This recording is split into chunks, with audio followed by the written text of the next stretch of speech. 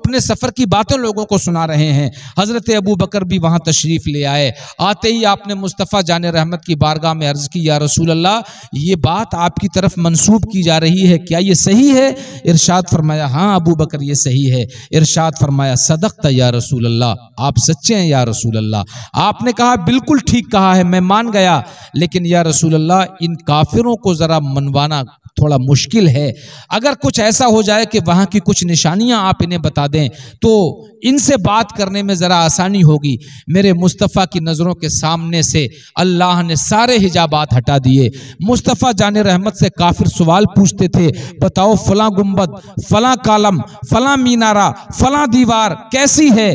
مصطفیٰ جان رحمت مسجد اقصیٰ کے ایک ایک جزیات کو دیکھ دیکھ کر ارشاد فرماتے رہے۔ کچھ ان میں ایسے بھی تھے کہ جو پہلے سے مسجد اقصیٰ کو دیکھ چکے تھے، جب انہوں نے یہاں بیٹھے بیٹھے ہو ویسا ہی بیان مصطفیٰ کی زبان سے سنا تو کچھ لوگ تو اسی وقت کلمہ پڑھ کے مسلمان ہو گئے، لیکن کچھ لوگ اور زیادہ گمراہی کے دلدل میں دھنس گئے۔ اور جب رسول اکرم صلی اللہ تعالیٰ علیہ وسلم مسجد اقصیٰ کے جزیات لوگوں کو بتا رہے تھے، ہر واقعہ پر، ہر کلمہ پر حضرت ابو بکر کہتے جاتے تھے صدقت یا رسول اللہ، صدقت یا رسول اللہ۔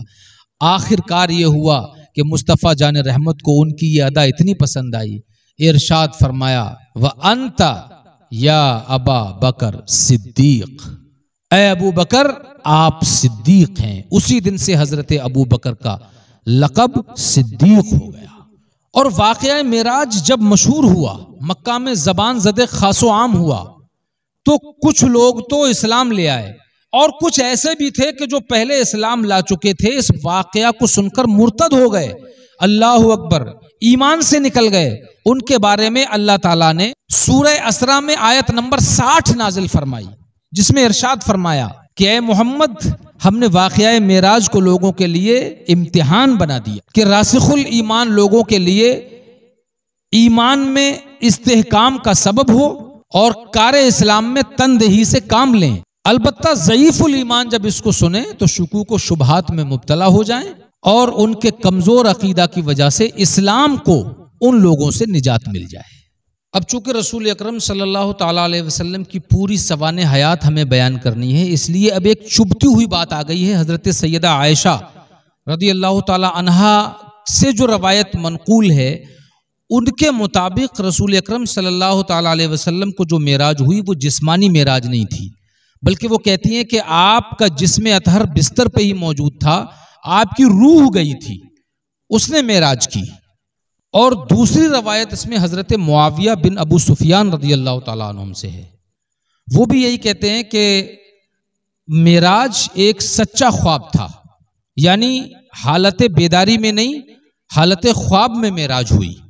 لیکن بعض علماء نے حضرت سیدہ عائشہ جو اسلام کی پہلی مفتیہ ہیں، ان کا اور حضرت معاویہ بن ابو سفیان رضی اللہ تعالیٰ عنہم کے قول کی تردید نہیں کی، مگر جمہور صحابہ اور جمہور علماء نے یہی کہا ہے کہ یہ معراج کا واقعہ خواب کا نہیں بلکہ عالم بیداری کا واقعہ ہے۔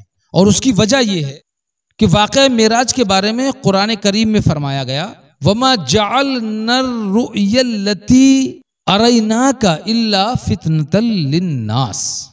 اور اس کی تائید میں قرآن کریم میں یہ آیت بھی نازل ہوئی جس میں حضرت ابراہیم علی نبینا علیہ الصلوۃ والتسلیم کو حضرت اسماعیل کی قربانی کرنے کا حکم دیا گیا، اور وہ حکم بھی خواب ہی میں دیا گیا تھا۔ فَلَمَّا بَلَغَ مَعَهُ السَّعْيَ قَالَ يَا بُنَيَّ إِنِّي أَرَى فِي الْمَنَامِ۔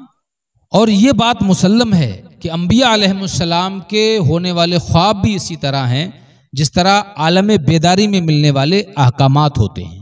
حضرت سعید بن مسیب رضی اللہ تعالیٰ عنہ کہتے ہیں کہ جب بھی رسول اکرم صلی اللہ تعالیٰ علیہ وسلم معراج کا ذکر فرماتے تو حضرت موسیٰ، حضرت عیسیٰ اور حضرت ابراہیم علیہم الصلوۃ والتسلیم کا ذکر ضرور کرتے تھے، اور حضرت ابراہیم کی تو یہاں تک تعریف کرتے تھے، آپ فرماتے تھے حضرت ابراہیم کا قد کاٹھی اور رنگ ڈھنگ سب سے زیادہ تمہارے صاحب یعنی مجھ محمد سے ملتا جلتا ہے، یعنی ان سے زیادہ مجھ سے ملنے جلنے والی صورت اور کوئی نہیں۔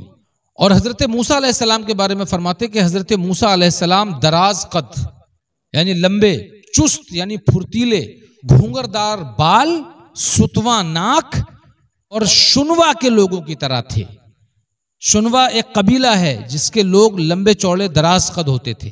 حضرت عیسیٰ علیہ السلام کے بارے میں فرماتے کہ حضرت عیسیٰ علیہ السلام سرخ و سفید تھے، نہ دراز قد تھے یعنی نہ بہت لمبے تھے، نہ پست قد یعنی نہ بہت گنٹھے تھے۔ ان کے بال خوبصورت اور اوپر سے سیاہ تھے اور ان کے چہرے سے تر و تازگی نمایاں تھی۔ اس کا اندازہ یوں لگایا جا سکتا ہے جیسے کہ اگر وہ دھوپ میں نکل آئیں تو ایسا محسوس ہو جیسے کہ ان کے چہرے پر پانی کے قطرے جمے ہوئے ہیں، حالانکہ حقیقت میں ایسا نہیں۔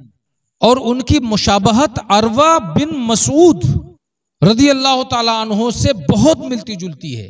یہ حضرت عروہ بن مسعود یہ ایک سردار اور طائف کے رئیسوں میں ان کا نام شمار ہوتا ہے۔